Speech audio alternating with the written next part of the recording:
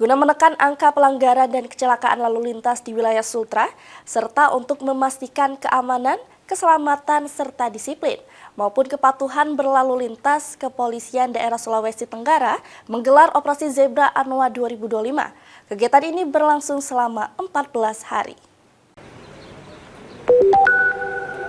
Kepolisian Daerah Sulawesi Tenggara, Polda Sultra, menggelar apel gelar pasukan Operasi Zebra Anoa 2025 yang diikuti oleh personel gabungan TNI Polri, termasuk stakeholder terkait lainnya di lapangan Presisi Mako Polda Senin 17 November. Operasi Zebra Anoa ini dimaksudkan untuk menekan angka pelanggaran dan fatalitas kecelakaan lalu lintas di wilayah Sulawesi Tenggara, serta untuk memastikan keamanan, keselamatan, serta disiplin berlalu lintas.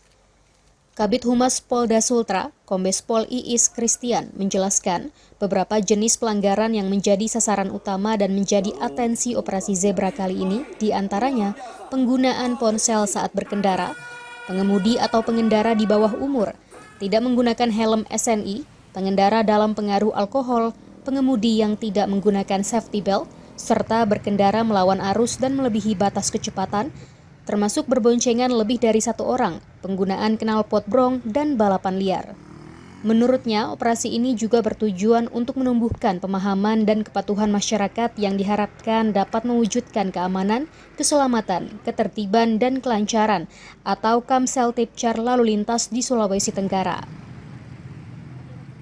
Terhitung mulai hari ini, tanggal 17 sampai dengan tanggal 30. Adapun untuk kegiatan ini, prioritas adalah dalam rangka menciptakan Kamseltipcar lantas yang nyaman dan selamat.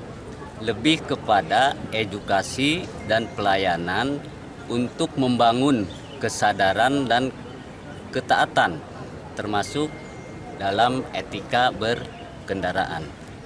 Polda Sultra menegaskan operasi yang dilaksanakan selama 14 hari dari tanggal 17 hingga 30 November ini lebih mengedepankan pendekatan persuasif dan edukatif, serta dengan cara-cara yang humanis. Dari Kendari, Sulawesi Tenggara, Saharudin, Kantor Berita Antara, mewartakan.